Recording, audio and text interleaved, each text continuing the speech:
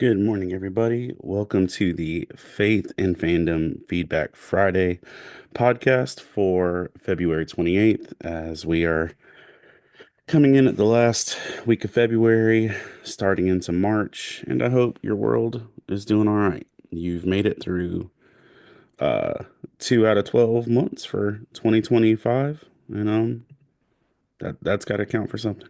Um, I hope you're doing well. Um,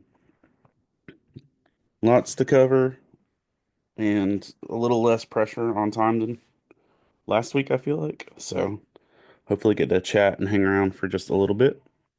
Hope you're doing well. This is the first weekend in a while I'm not necessarily on the road. There is a con tomorrow in Wilmington, North Carolina, Coastal Comic Con, I think. And there will be some great artists and vendors and celebrities and stuff there, but I might not go. I'm not a vendor or anything. I was gonna go and try and support fangirling and some other folks, but I might be still for a minute, which is a good life choice sometimes. But I hope you are all doing well. And yeah, just came off the road with CCYC the week 2 weeks ago. And then this week with Artist Alley Aftermath. No, sorry, Artist Alley in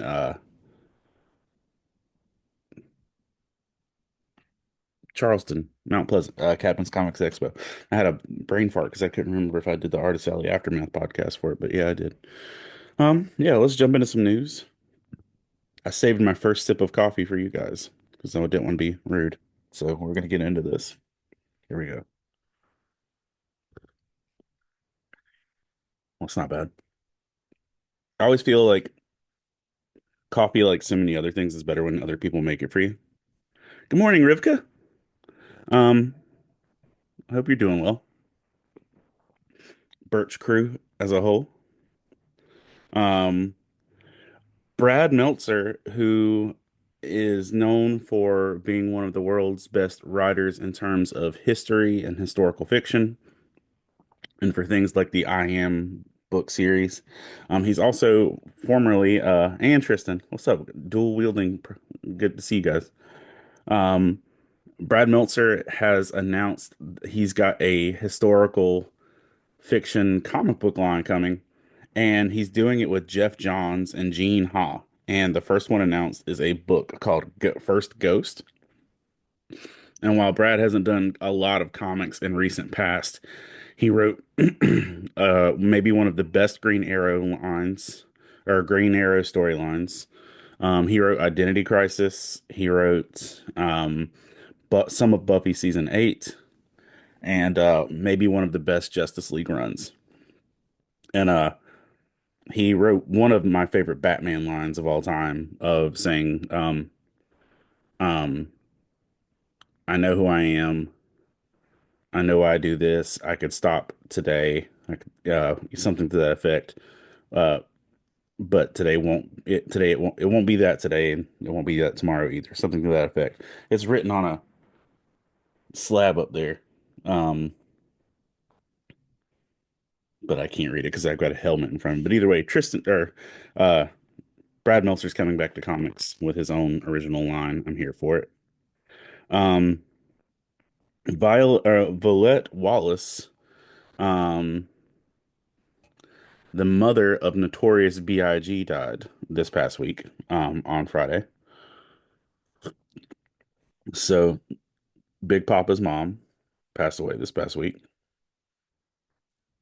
Um, if you are a fan of pop culture or of Golden Girls or stamps, rejoice because Betty White has officially dropped her own forever stamp with the U.S. Postal Service. And so she has her own line of stamps that you can commemorate that smiling elderly face in your general direction or your postage. But it's a good stamp. It's not bad. And I've actually been looking forward to getting some mail with it on there. I might buy a book of it just to send out some stuff, but I don't usually mail things that only require one stamp. So it's not that often. But Betty White stamps are out there. Uh, P. Diddy, Puff Daddy, Sean Combs, his lawyer quit this week. Um, one of his main lawyers, with the statements, he can no longer, he says, here was his statement. Under no circumstances can I continue to effectively serve as counsel for Sean Combs. No, no, sorry. Tristan, I spoke that poorly. My brain is still um, thawing. Uh, Betty White has passed. There's a commemorative stamp of her that was released, like a line, like her family had to approve it and everything. But like, there's a commemorative stamp of her, not that she released it. My apologies. Um, but yeah, when your lawyer says they can no longer represent you in the middle of everything, that's rough. Good morning, Lynn. Um, got your postcard right here. Uh, good morning, Jeff. Um, I need to email you if I already haven't. I need to send you more books soonish.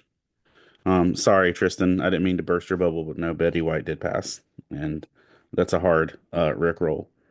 My apologies. Um, but yeah, P Diddy's lawyer canceled that on him. Um, there's a new video game coming called Samurai Pizza Cats, which apparently was a cartoon in the 80s or 90s.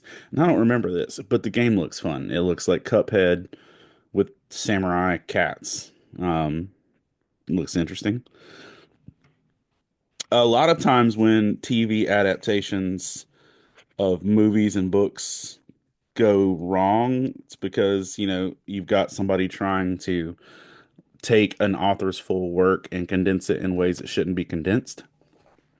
Well, there's an upcoming TV series of Stephen King's Dark Tower, which it did get a movie with Matthew McConaughey and Idris Elba, um, which was fine, but I know there's a lot of depth to that storyline that never got touched, and it's been expressed in comics. Well, now there's a TV series of Dark Tower coming, and if you're a fan of horror, Mike Flanagan, who's responsible for Hill House and, some of the best spooky stuff in the last decade. Well, not only is Mike Flanagan making the Haunted or the Dark Tower series, Stephen King is writing it with him. So you literally have the author of this long arching series writing the story with one of the best in modern day horror storytelling. So if you're a fan of The Dark Tower, you should probably be moderately optimistic because this might not suck. In news of why the internet and TikTok aren't all terrible, um, Barnes and Noble has reversed closings or open new stores in just in 2025. Barnes and Noble has had to add 60 stores just in the 2 months of this year. Barnes and Noble has added 60 stores, and they are crediting it 100% with TikTok and Book Talk fueling the revival of these stores. They're saying that with so many TikTokers recommending books and Book Talk becoming such a thing where people are so excited about certain book series and factoring in things like Walmart, Costco, Sam's, and things like that, making it harder to get books, they're actually bringing bookstores back. Now, as a former bookstore employee, I'm honestly very excited about this. I worked at Walden Books for a hot, hot minute, and I loved being a bookseller. I could be a bookseller all day. Um, and I woefully regret not fully appreciating my bookseller years, but at that point in time, I didn't quite have a good work ethic, and I was an absolute slacker. Um, and I leaned propped up against the counter, reading comic books instead of actually doing anything of functional value. But, I'm excited for more bookstores. I don't think the world is going to be in disarray because of that. That's a positive. That's jobs, that's creation, that's comics, it's coffee. But, and even in the most blandest section, that means there's a whole Bible section going in 60 different regions. So, Merry Christmas. Enjoy yourselves. Um, Spider-Man 4, Tom Holland's follow-up to Spider-Man No Way Home is officially set for July 2026 release. So we're about a year and a half away from that. If you're down for the sickness of that. Oh, on that note, I just did a podcast last week and it's already out with the Sanctum Sanctorum. I'm gonna say their names wrong. I'll look it up honestly because I don't want to say it wrong. Uh, the Sanctum, yeah, it was the Sanctum Sanctorum podcast. And it was on the subject of Spider-Man No Way Home and, just life in general. So, if you have any interest in listening to a fun discussion on Spider-Man No Way Home, why I don't agree with their Batman rankings, or just life in general, you should check that podcast out. It was actually really fun. And no shade to anyone, but it was maybe the most fun podcast I've done in a while, with people that aren't just me, because just talking to myself isn't always that fun. Um, Hi- Hiroyuki Sanada, the actor who is known for movies like Bullet Train and Kill Bill and Mortal Kombat recently, but most recently for Shogun, has now won an Emmy, a Golden Globe, a Critics' Choice Award, and a SAG Award. Um, for his role as the Shogun in the series Shogun. Um, he's basically picked up almost every TV award possible for this show, and it's well deserved. It was a masterclass in acting, and I'm excited for it. But yeah, congratulations to him for those things. Also, at the Screen Actors Guild Awards, Timothy Chalamet picked up the Best Actor for A Complete Unknown, the Bob Dylan movie. So rock on. Um, and some of the weirdest promotion stuff ever. Duolingo's owl mascot has made a resurrection after being announced dead um, the week before the Super Bowl, which was effective marketing because people were talking about it. But he made his resurrection on February 24th. So all of you who are mourning over the Duolingo owl, he's alive. And I also thought it was really funny. There was a kid at the Comic Con that I was at this past weekend who cosplayed as the Duolingo owl. So that just made me chuckle. Um, and a piece of heartbreaking news for me, probably not for most of everybody else. Um, the rapper Toby Nwigwe, who is one of my favorite rappers, new rappers over the last decade, um, had a tour schedule called "Home is Where the Hood Is," or "Hood is Where the Home Is." Home is where the hood is, maybe. Home is where the hood is, yeah. Um, and he was coming through North Carolina. Charlotte was specifically where I had tickets to go see him. And he canceled over three-fourths of his tour this week. He just had a really big week. He dropped a line with Reebok that instantly sold out everywhere. And they weren't even crazy priced. They were $200 for shoes, which if a major rapper is dropping a Reebok line for his first thing, I would expect them to be more than that. So I was excited that they weren't crazy priced, but they instantly sold out anyway, so it didn't matter. Um, but he canceled three-fourths of his tour, um, because he's tired. Um, and it's too much work effectively. Here's if you're not familiar with Toby or you don't listen to his music, one of the things that kind of differentiates him from a lot of other musicians and artists and things of that nature. Um, yeah, it is disappointing, Tristan. Um, one of the things that differentiates him is he doesn't go anywhere without his family. Um, and so in just the amount of time I've listened to him, he's had three more kids with his wife, Fat, which is her stage name. I don't know her government name, but his wife's stage name is Fat, and she's a tiny human. Um, but so they are now up to five kids, and uh, he doesn't go anywhere without bringing all five kids and his wife. It's even in his lyrics. I'd be a beacon for heathens. If you tell me I can't bring my wife and my kids, then I'm leaving. It's a lyric. Um, so he just did a few shows in Europe where he took his kids along, and the up and down of getting all of his kids to all the places to go do a big rap show was too much. And so when he got back to America, he canceled three-fourths of his tour. Now, as a parent, and discussing spousal relations and things like that and family integrity, that's kind of great that you're saying you want to keep your family close and you don't want to deprive them by going out and being a rock star or getting into shenanigans and things like that. Awesome. That's really cool. I'm happy for you, and I should probably applaud that. But I feel less likely to applaud it because I don't get to go to the concert now, and I'm a little bitter.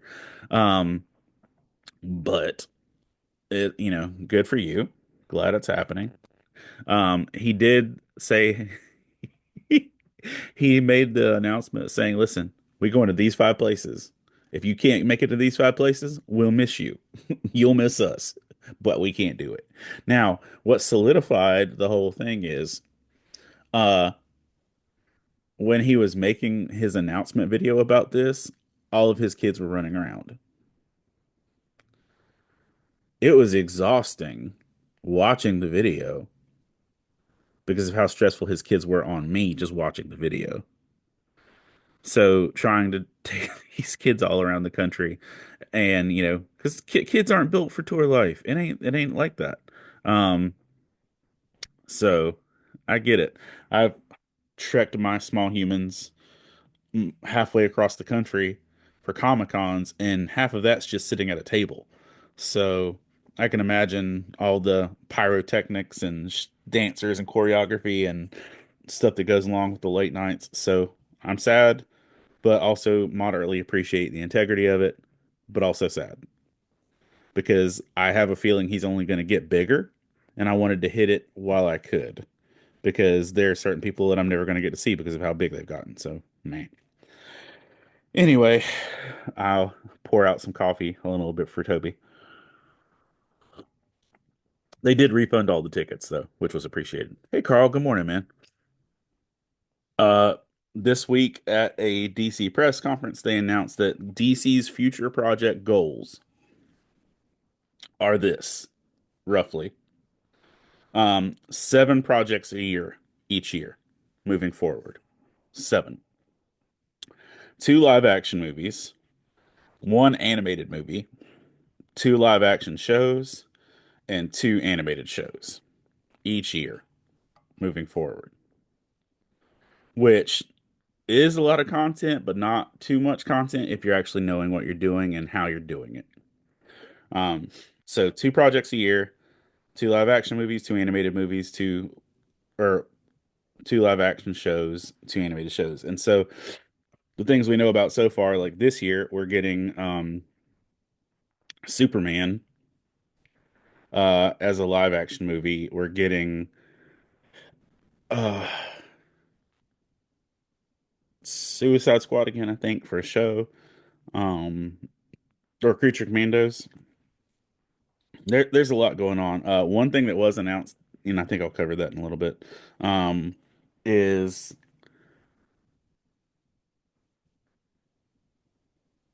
they showed a first look at the Green Lanterns live action stuff where you can actually see the ring, which was kind of cool. But they're not in costume.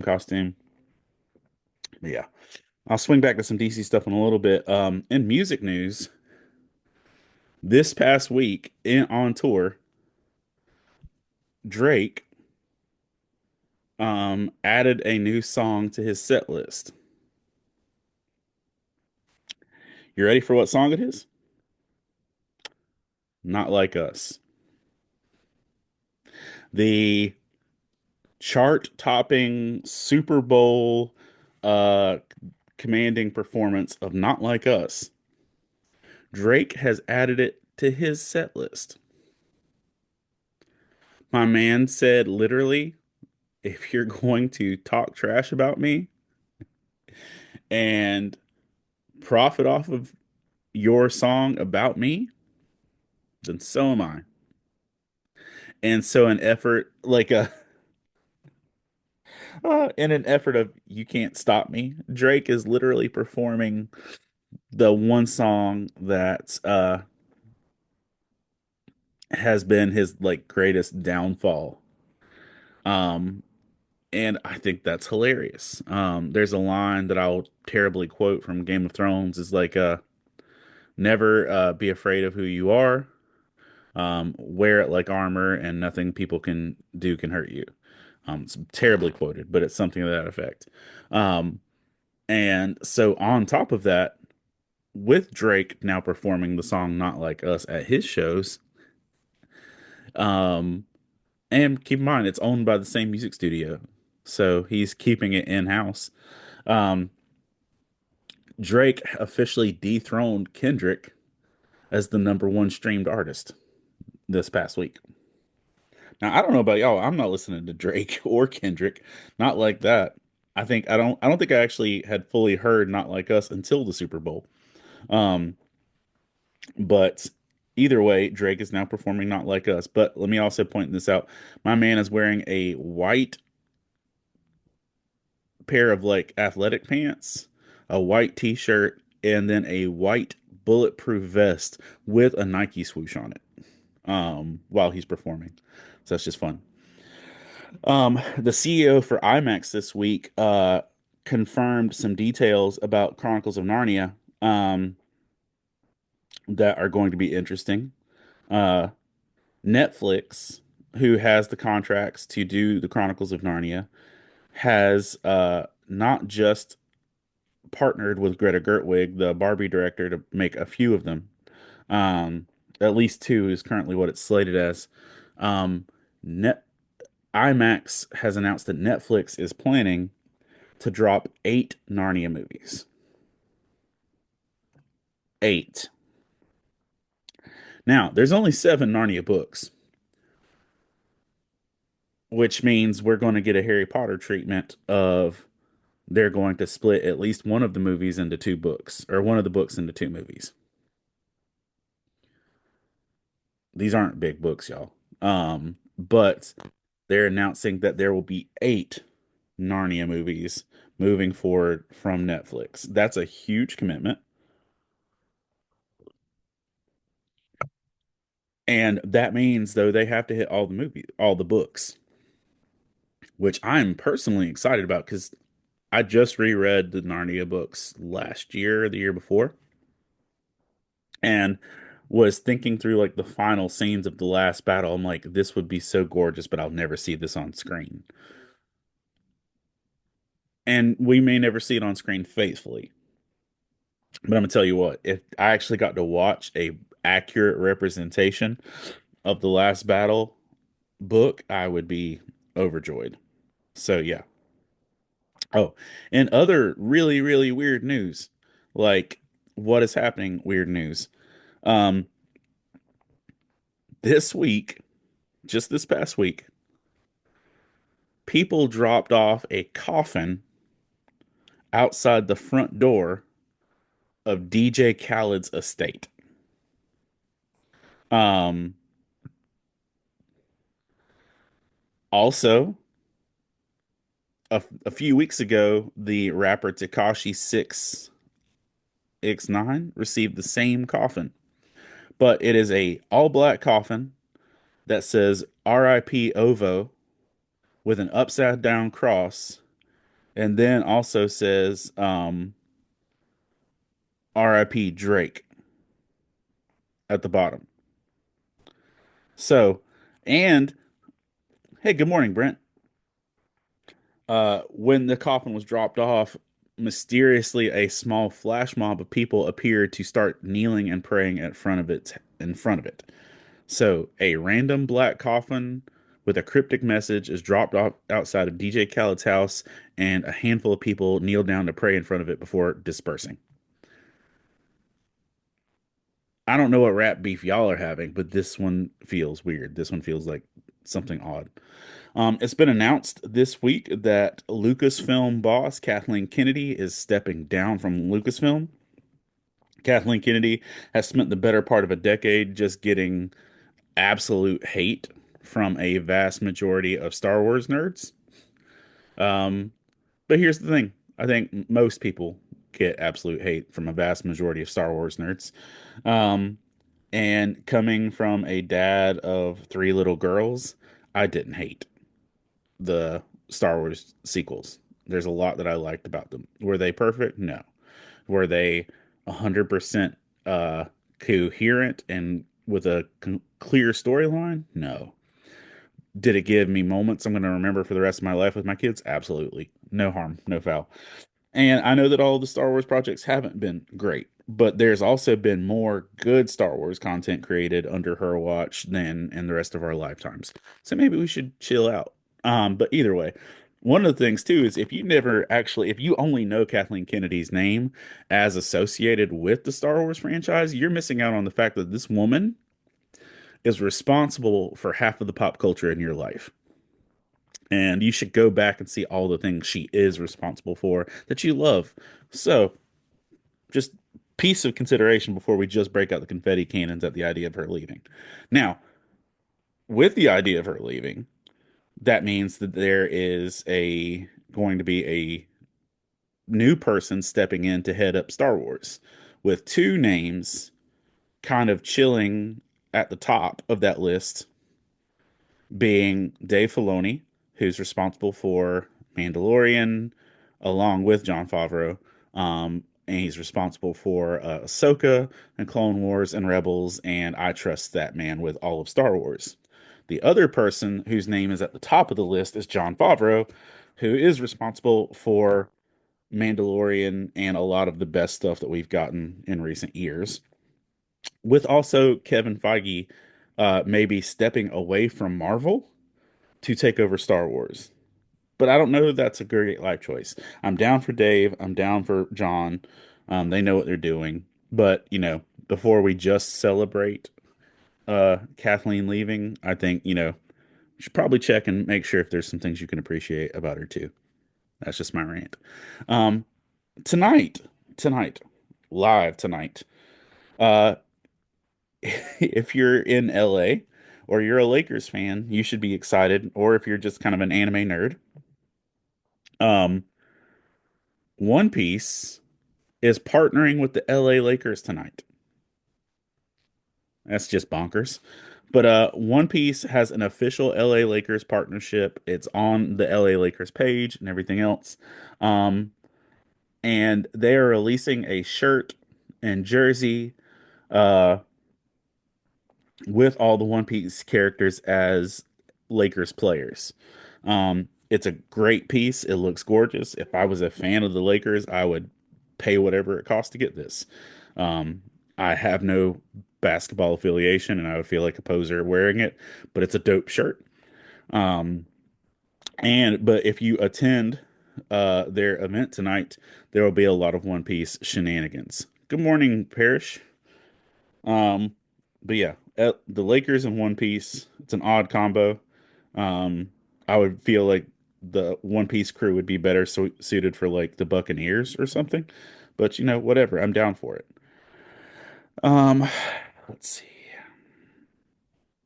Uh, There's a there's a fun video out there to watch if you're interested in finding it. Um, Columbia National Police busted a dude trying to board a plane wearing a narco wig. This dude had basically effectively what looked like a kind of mullet with bangs-ish type situation, and he had packed a wig that came down to his scalp and hairline, and there was almost an inch and a half to 2 inches of drugs covering the entirety of his head inside this wig. And so they basically made a helmet out of drugs and a wig. And this dude was sporting, um, hold on, $42 million worth of drugs in this dude's dome piece. And there's a video of them literally, snipping it and taking it out and revealing what's in it as the dude just sat there and kind of cried. Um, but my man had $42 million worth of drugs in his head. Um, just craziness. Creativity for sure, but crazy. Wonder Paris Green says taking Joe Dirt to a new level. Dude, it did look very Joe Dirtish. Um, Warner Brothers Games has shut down Monolith Productions, um, which means there's a whole line of games that are not going to go further and will not be released. There was a big Wonder Woman game that was praised by comic book writers for being accurate and detailed in the mythology, and was nearing completion, but will not be released now, which is sad because I would love a Wonder Woman game. And some of the DC news that is looking promising, if you have not watched on Max, My Adventures with Superman, it is a Superman anime kind of origin story-ish type situation. And it's maybe one of the most fun Superman things I've watched in a while. Uh, on that same note, one of the future cartoons moving forward with DC is called My Adventures with Green Lantern, which will be a Green Lantern animated series that will take place in the same universe as My Adventures with Superman. So a kind of Green Lantern anime, I'm assuming, but that will be coming out. It even has the same My Adventures with uh, title card, which will be cool. If you are a TikTok person, Reels, or anything like that, then you have seen videos of Dustin Pointer. He's the delightful gentleman that runs around with red flags or green flags when describing relationships. Um, and he, is what is it? Oh, Camp Green Flag is what he'll call his stuff, or his catchphrase is "Get honey roasted." He's cute, he's sweet. He did a collaboration series with the band 3 Days Grace, and they have several videos dropping. So if you check out Dustin Pointer stuff or 3 Days Grace, they've got a neat little collaboration to pop up. But I appreciate that. Um, uh, Fort Bragg will officially transition over to Fort Bragg again, and put the name of Fort Liberty to rest on March 7th with a ceremony, as they renamed the show. Doctor Who returns to screens on April 12th, for the second series with a new companion. And also, Alan Cumming, who played Nightcrawler in X2 and is now hosting the show Traders, will be playing a cartoon bug via Jiminy Cricket, on the new series as one of the bad guys. So that's the thing that's happening. Yeah. Um, he's Mr. Ring-a-Ding, and he will be playing like a Looney Tunes era bad guy. Um, John Lithgow has said that he will be playing Dumbledore, um, for the HBO live action series of the Harry Potter books. as they are going to be making at least one season per book. And John Lithgow has said his quote is, "It's going to define me for the last chapter of my life." He says that he'll be 87 years old when they finish filming. Again, my concern, elderly man not making it to 87 to finish filming this thing. But I'm sure he'll be a delightful Dumbledore. In sad news this week, Harriet the Spy slash Buffy the Vampire Slayer slash Gossip Girl actress Michelle Trachtenberg, who I knew from like Nickelodeon stuff when she was first starting out, passed away. Um, yeah. Brent says me and my girlfriend watched Traders and made me realize that was right. Oh yeah. Um, yeah. So yeah, that's Alan Cumming, man.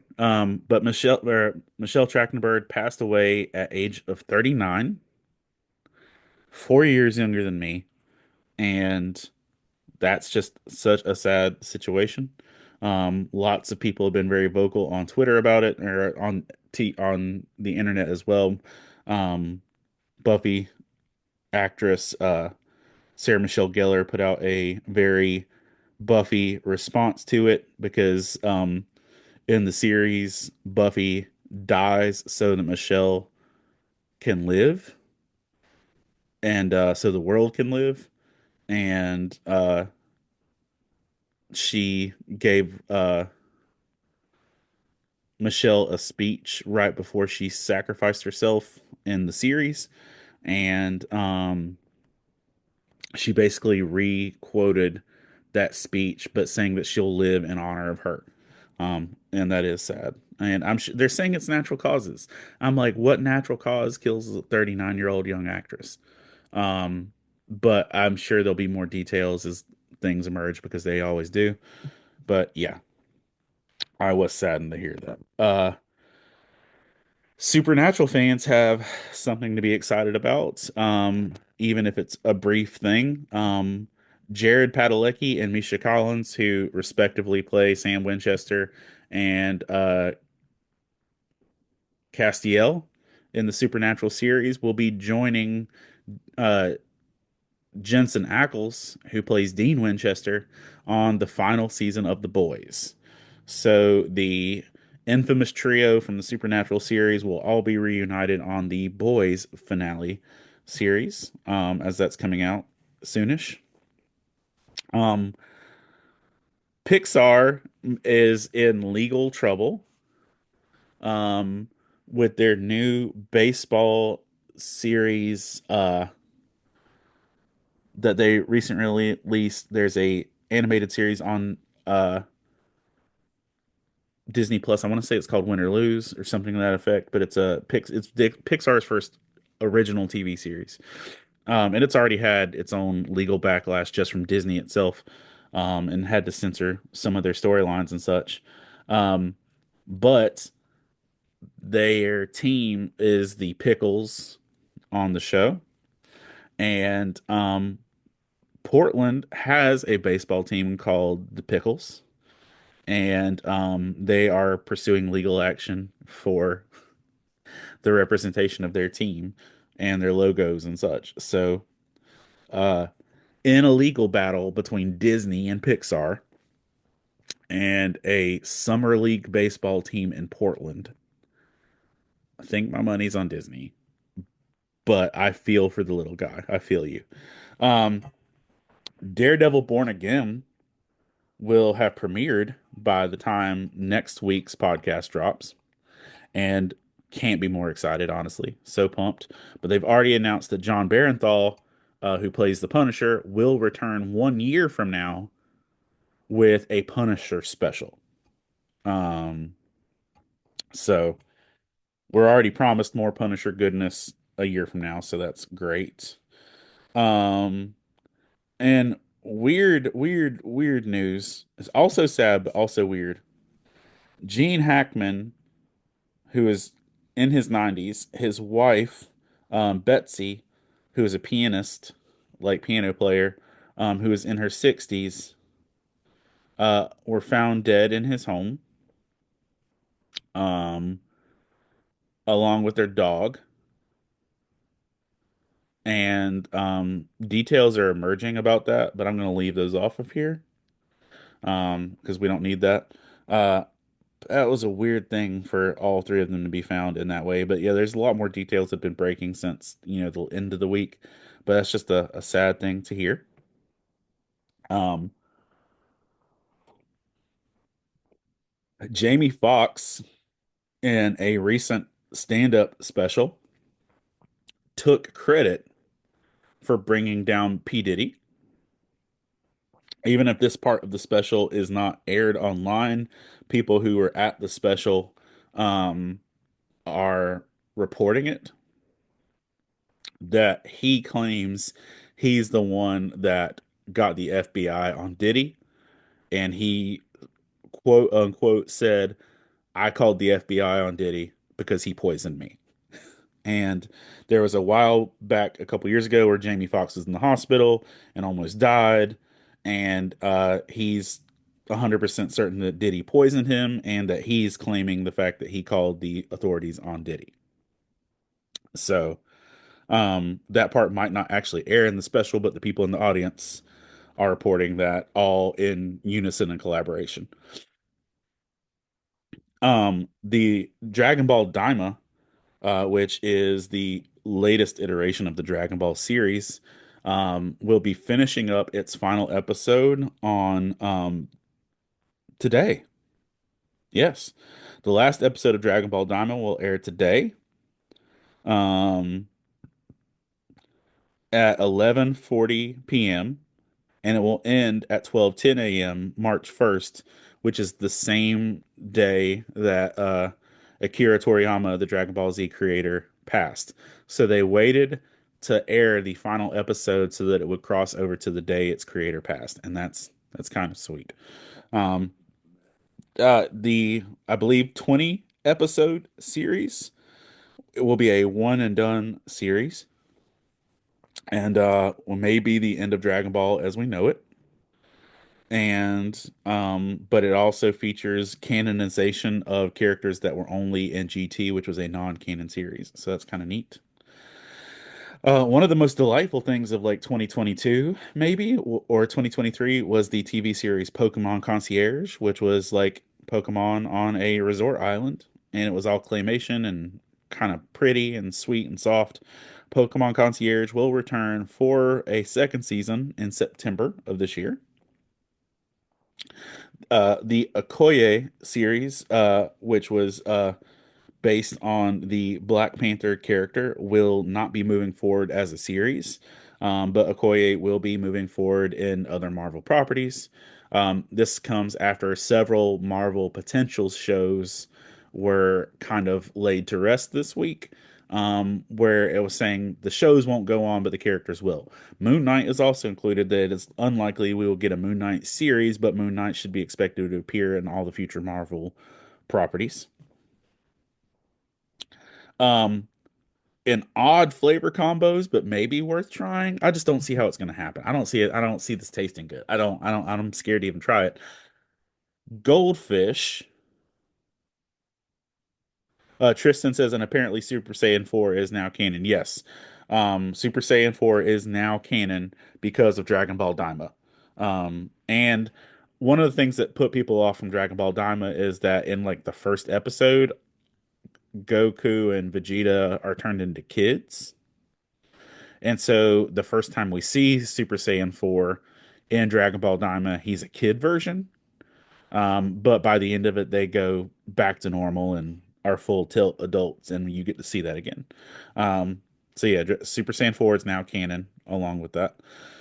Goldfish has released a line of Harry Potter butterbeer goldfish. I cannot mentally fathom an accurate, good tasting butterbeer goldfish. The texture just doesn't click for me. I can picture butterbeer beverages, candy, ice cream, but I don't feel like a goldfish can accurately hold the right flavor for butterbeer. That's just me. I saw the display last night, but I'm like, I'm not, I don't know. I'm not spending the money on it. Um, Rhea Ripley, wrestler, had a very creepy run-in on Valentine's Day.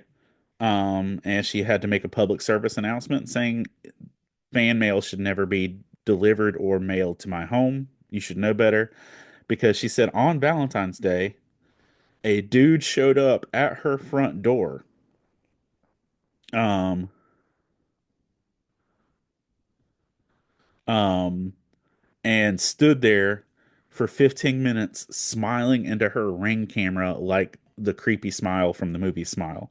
Um, and now, while I get that Rhea Ripley and her husband could both probably take out the dude because I saw his picture and he does not look like he could win a fight with Rhea Ripley, that's still creepy and a big no-no. Lynn says if they're the goldfish that are more cookie-like, it could work, and I'll give you that. I did not process the idea of the cookie goldfish. Yes, that could be viable. But I still feel like goldfish are so dry.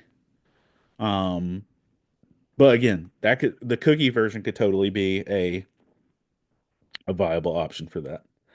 Shrek 5 has announced that Zendaya, Tom Holland's fiance slash Euphoria star slash MJ from the Spider-Man franchise, will be playing Shrek and Fiona's daughter.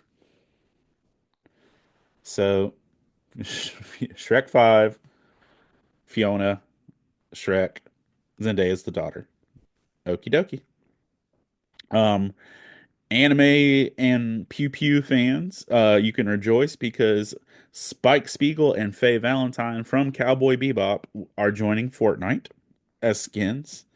So if you've ever wanted to shoot Spider-Man or Eminem in a video game while wearing a Cowboy Bebop costume, you now have a chance. Um, Reports came out this week because if you haven't noticed, there's been a shift in the James Bond world that Amazon now has the rights to make all the James Bond content. Christopher Nolan actually wanted to make uh, the next Bond film, but had to pass on it because he was told he would not be allowed to have the final edit.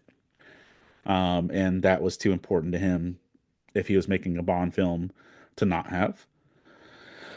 Um, Vincent D'Onofrio, the Kingpin from DC, wrote a children's book based on a viral tweet he made in 2019.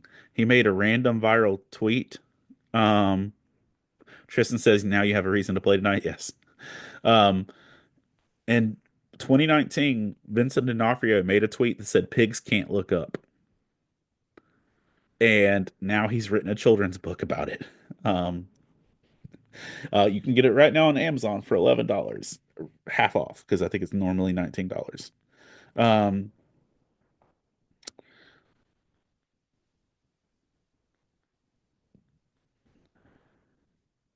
has it really been? Okay, I guess it's a thing.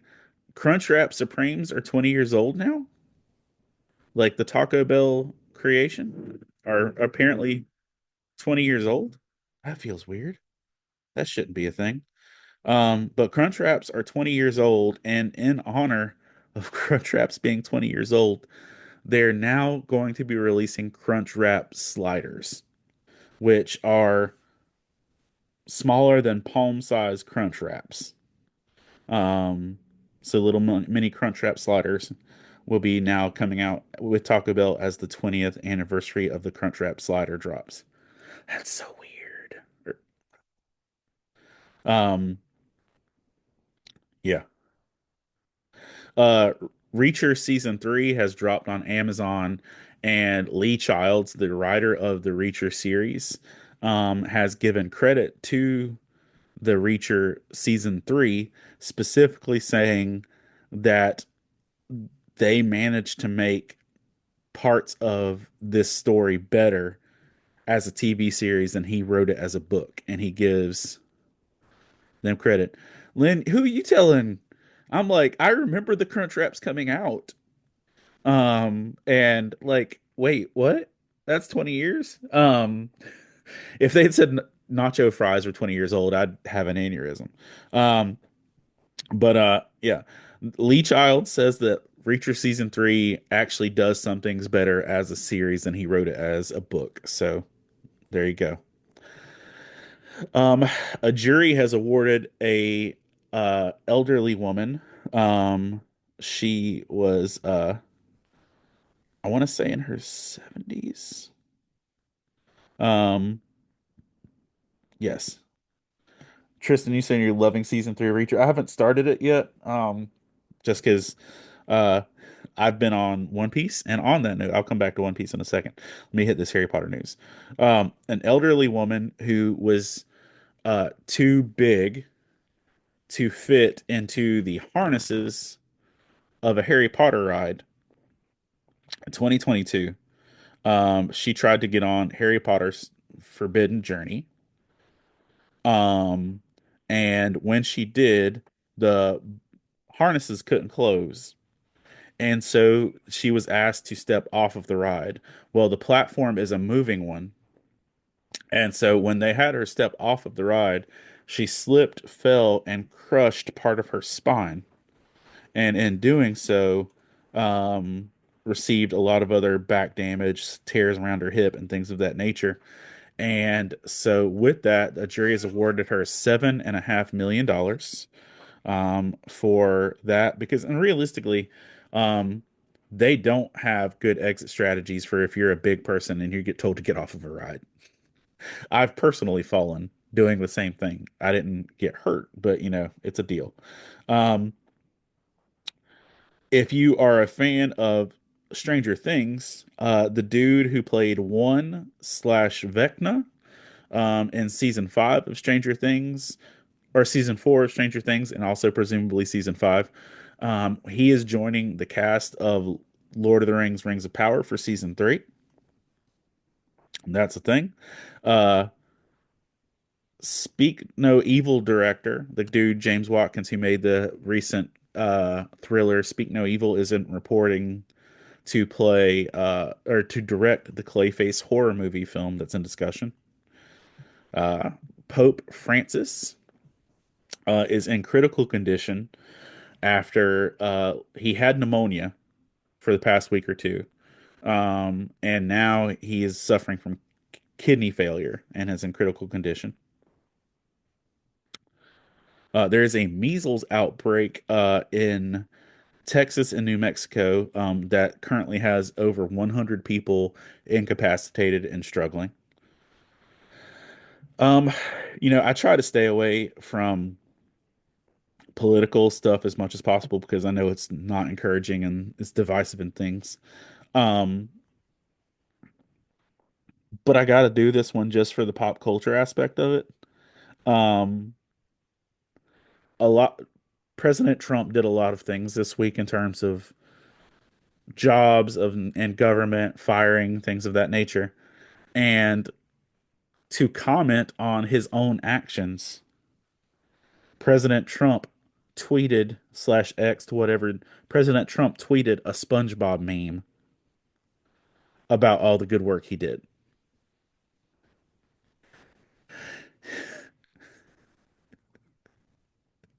I get having a social media account active president. Oh, listen, I grew up in the 80s and the 90s, and the idea of going through a time where Reagan, either of the Bushes or Bill Clinton would have been actively tweeting about their own performances is hilarious to me just thinking through that. But the fact that my guy did he commented on his own performance this week with a SpongeBob meme. Um it's hilarious. Yeah. And a new level of just evil and cunning. A couple thieves this week staged a robbery at a pet store where someone faked a seizure to distract all the employees while the other person stole puppies. Puppies. One person literally fell out, hit the ground, convulsed, while their partner grabbed an armful of puppies. Um, and that's just that's a level of evil. The CDC is warning people and trying to establish a recall. I don't think a recall has officially happened. Um, 12 people have died from supplement shakes containing listeria. I'm sensitive to listeria news just because it's what killed my father. Um, but there's Ready Care and Imperial shakes. These are supplement shakes, kind of like protein shakes. But like one is called Vanilla Shack from Ready Care. One is called Imperial Chocolate Shake from Cisco, which is, like the major food distributor. But 12 people have died from listeria from these shakes just in the recent time. And so if you take carton shakes that look like school lunch milk, be cautious because listeria is contaminated with those. That's my news for the week. I'm going to go ahead and do roll for initiative Bible reading. So I'm going to move some stuff around. Well, I'll go ahead and do the dicey thing first. I've got a new dice that I wanted to use, but I'm going to wait and use it for um, my next D&D campaign. Um, let's go ahead and get some dice out and see where we're reading today. Good thing. Sure, that's really loud on the microphone. I apologize. All right. 3d20, 1, 2, 3, and a d10. Where you at? D10. Cool. All right, let's see what we got. That is a 6.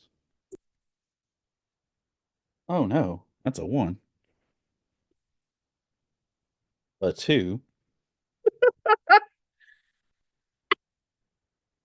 and a 2. Holy crap. We are going to be, dude, we might be in the Pentateuch. We might be in Moses territory.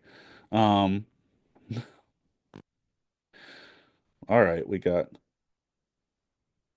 6 plus 1 plus 2 plus 2 minus 4. So we are in the seventh book of the Bible. Man, that could be maybe the earliest in scripture we've had. Jinkies. All right. So seventh book of the Bible.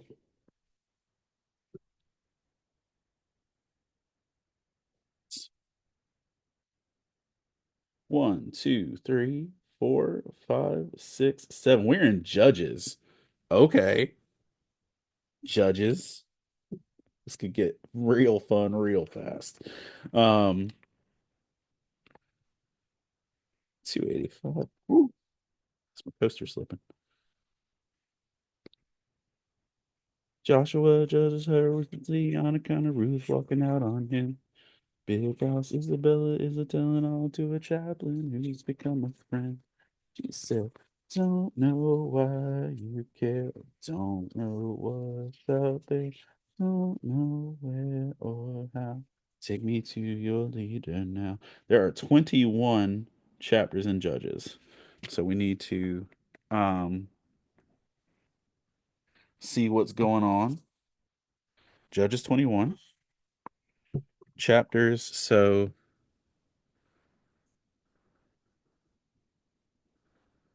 we'll roll a d20 and I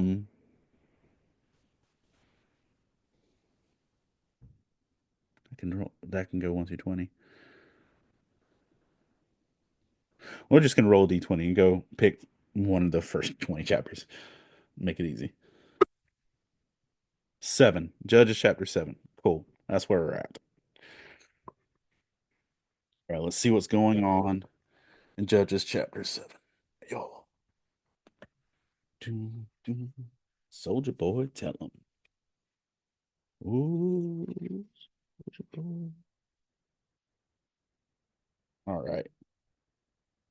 Shut up. We got a classic Bible story, ladies and gentlemen. We got something Veggie Tales made a story out of. You know it's hitting that, that gold there. Okay. Oh, this is gonna have lots of murder in it. Yay! Not the Veggie Tales version. All right, we are in Gideon. We are in Judges chapter 7, the story of Gideon, and this is Gideon defeats the Midianites.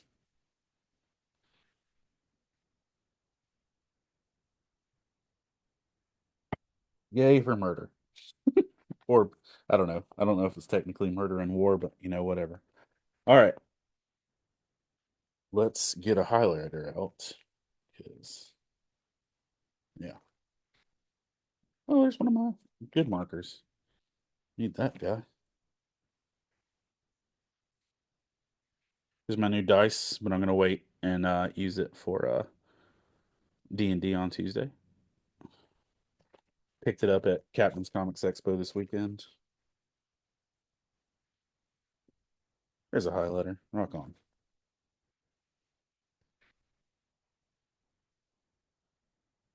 What the delay on here is massively slow. That's cool. Whatever. All right. Judges chapter 7. Gideon defeats the Midianites. Um, Here we go. Probably need a pencil too, though. Sorry. I know me. I'm gonna get distracted and be looking for something again. That'll work. All right. Judges chapter 7. Early in the morning, Jerub Bel, that is Gideon. Always forget that was his government name. Jerub Baal. Not to be confused with Jerubbaal, because that's a totally different person. Um, and all his men camped at the spring of Herod. The camp of Midian was north of them in the valley near the hill of Moreh. Just for historical contents, the people, God's people, had been literally just bullied and kind of tortured by the Midian people for a hot minute. And they had basically just said, we're too weak to fight this, is kind of like the historical context of Midian versus these folks at this time. And the Lord said to Gideon, you have too many men. I cannot deliver Midian into their hands, or Israel would boast against me and say, my own strength has saved me. So Gideon's amassed an army. The bad guys are waiting, and God says, "You have too many people. If you win this fight right now, you're going to think you did this on your own." Now announce to the army, anyone who trembles with fear may turn back and leave Mount Gilead. So 20,000 men left, while 10,000 remained.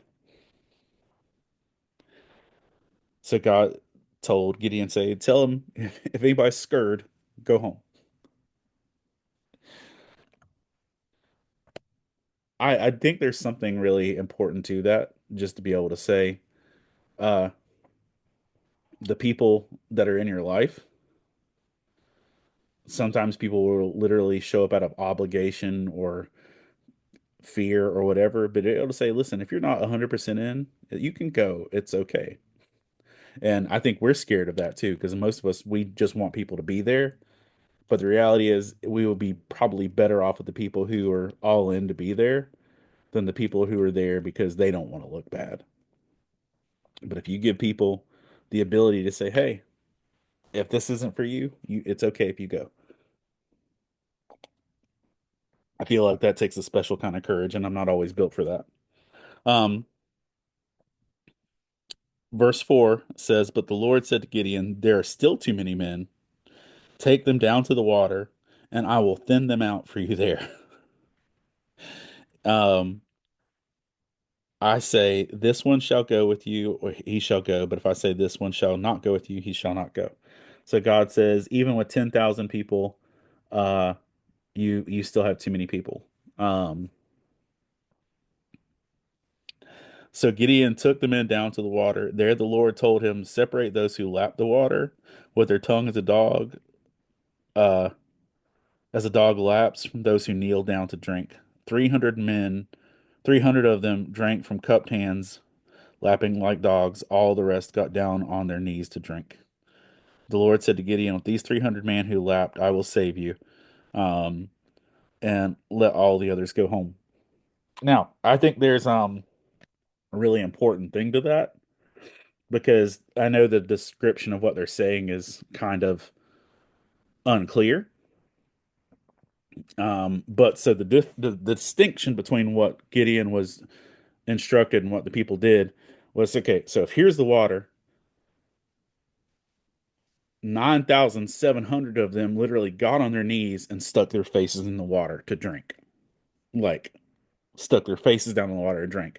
300 of them kept their heads up, scooped the water, and drank out of their hands and stayed alert. And so God sent all the people who stuck their head in the water out.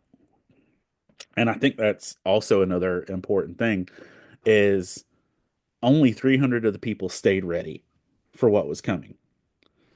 In a battle situation, you want the people who are actually going to be observant and be paying attention and remain observant even when it's time to chill. Because yes, they were instructed to go drink water, but they were instructed to drink water in the middle of a battle time. And every one of those dudes who stuck their head in the water left themselves completely defenseless. Only 300 of them actually kept their heads up and drank while paying attention to what was going on around them. And I think that's a big deal to have the people around you that are going to remain observant of what's going on. So while there are a thinner number, he got the ones who remain focused. So God told the people who are scared go home, and the people who aren't paying attention go home. So what you're left with are 300 people who are not afraid and who are actually observant, and 300 attentive, courageous people are still better than, you know, 29,700 frightened, distracted people. So take that with all the grains of all the salts. Um, the Lord said to Gideon, with 300 men that lapped, I will save you and give you the Midianites into your hand. Let all the others go home. So Gideon sent the rest of the Israelites home, but kept the 300 who took over the provisions and the trumpets and the others.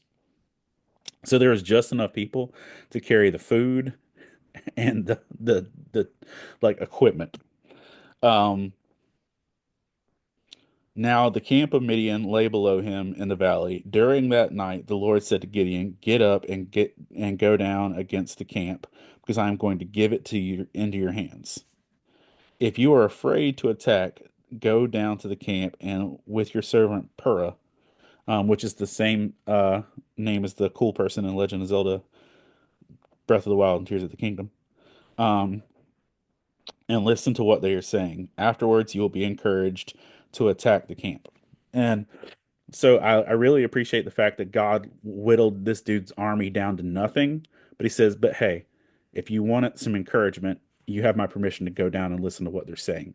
Um, so even though God was like making this dude go through it and making this guy actually let go of everything that he held confidence in, he was still trying to encourage him in the process.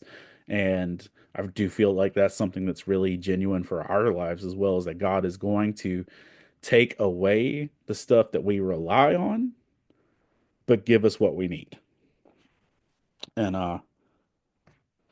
so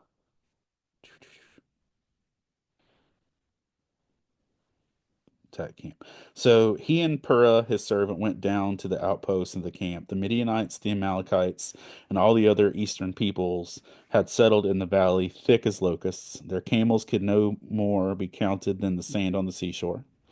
Gideon arrived just as a man was telling a friend his dream. He said, I had a dream, he was saying. A round loaf of barley bread came tumbling into the Midianite camp. It struck the tent and tore such force that it overturned the tent and collapsed.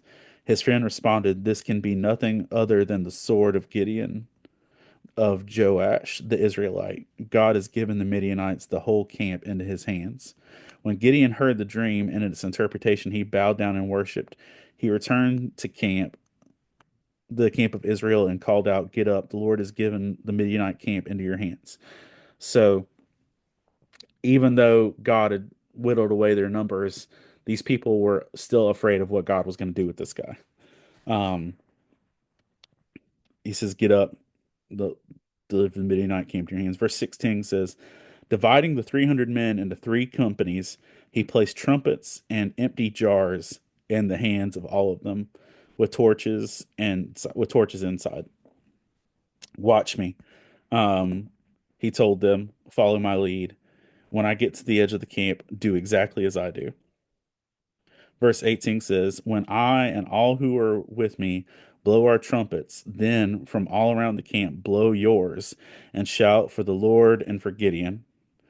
And then Gideon and the 300 men with with him reached the edge of the camp, and at the beginning of the middle of the watch, just after they had changed the guard, they blew their trumpets and broke the jars that were in their hands. The three companies blew their trumpets and smashed the jars, grasping the torches in their hands and holding in their right hand the trumpets as they were to blow. They shouted, "A sword for the Lord and Gideon." While each man held his position around the camp, all the Midianites ran, crying as they fled. When the 300 trumpets sounded, the Lord caused men throughout the camp to turn on each other with their swords. Um, the army fled to Beth Shittah toward Zerah, as far as the border of Abel Meholah near Tabbath. So literally, Gideon didn't have to fight to defeat them. Um, God used just their fear, the Midianite fear, along with, as Ra's al Ghul calls it in Batman Begins, he says, deception and theatricality are powerful agents, Mr. Wayne. And deception and theatricality are powerful agents because they were scared and they turned on each other. So they basically destroyed themselves once they were properly frightened. Um, Israelites from Naphtali, Asher, and all Manasseh were called out. They pursued the Midianites. Gideon sent messages throughout the hill country and Ephraim, saying, "Come down against the Midianites, seize the waters of Jordan ahead of them as far as Beth Barah." So all the men of Ephraim were called out, and they seized the waters of Jordan as far as Beth Barah. They also captured two of the Midianite leaders, Oreb and Zeb. They killed Oreb at the rock of Oreb and Zeb at the winepress of Zeb. They pursued the Midianites and brought the heads of Oreb and Zeb to Gideon, who was by the Jordan. Yay, decapitations. Um, I don't know. I think the story of Gideon's always a good story about self-reliance and trusting in God and what you're willing to let go of to be able to actually rely on Him. And I know it's a good story for me. Like, I mean, not that it's the story's value is based on my review of it, but it's an encouraging story for me just because a good reminder. Um, it's also a Veggie Tales.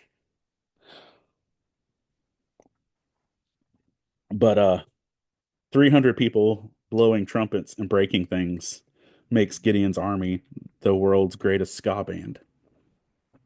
Just thought you should know. Well, that's it for me for the morning. I'm gonna go get dressed and get ready to do some Muggle stuff. Gotta go do some graphic design today. Um, on some newsy stuff, I put out three new stickers, or I made three new stickers yesterday. And those will be physically in maybe 2 weeks, and I'm gonna let the sticker people and our Patreon get those first, and then I'll kind of display them. But I'm excited. Well, I don't know. I'm excited. Maybe, yeah. I had fun with them. Um, no Cleveland this year for me, man. I've only got one weekend left available for the whole year, and I've also currently um already been gone too much. I missed 2 weekends in a row, and my church is not mad at me, but they would appreciate me not being gone for a minute. So I've got a full month that I'm here, and then I'll be gone for GalaxyCon, and then towards the summer I'm going to be gone a lot. But I only get 5 Sundays off a year to do faith and fandom ministry. Um, so I got to spread it out some. I need the next time I can really add a time to be gone will be somewhere in that October to November, December radius. So I am looking at some shows on that end of the year because I've got one to go. But no Cleveland this year, but it is not out of the question for the future if all things go well. Um, but yeah, got 3 new stickers. Those are coming out. I've got uh one guy that I talked to this week about doing a guest chapter on this new Faith and Fandom book that we're working on, and I'm going to actively put some time on the ground of trying to wrap up my chapters for it. So I've got about 4 chapters that I'm currently working on, and one of my con friends was like, "Hey, maybe instead of going to this con this weekend, you should stay at your house and write." And I'm like, "Shut up." But that might be a good life choice.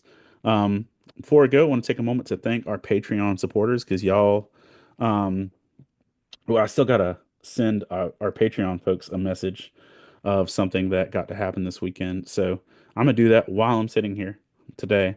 Go ahead and send Patreon people. You can head on over probably in about 5 minutes after this ends, and I'm gonna make a post just to let y'all know of a cool thing that happened. But I want to take a moment to thank our Patreon supporters, Rivka and Tristan Birch, Dorothy Martin, Michelle Stewart, Miss Lynn Turner, David Brooks, Jeff Weimer, Colin Sproles, Jamie Montgomery, the Coleman family, who will probably be at this con this weekend, who I might not get to see, but I appreciate greatly. Jonathan Herman, Ron Petit, Gear Saber Cosplay, Scott Ward, Alicia Glenn, Jay Sheed, Jason Crutchfield, Mike Perna, Todd Turner, John Jacobs, Zach Harris, Caleb Grimm, Jeanette Skaggs, Jason Bullock, Christina Ray, who I think I'm going to see. No, maybe I will. Where does she's more South Carolina based? Oh, I'll see you soon. Jamie Montgomery, I'll probably see at Florence.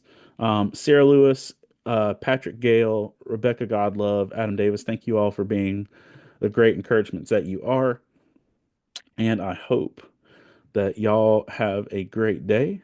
And thank you for helping make all that we do possible. And enjoy March. It's around the corner. Bye, y'all.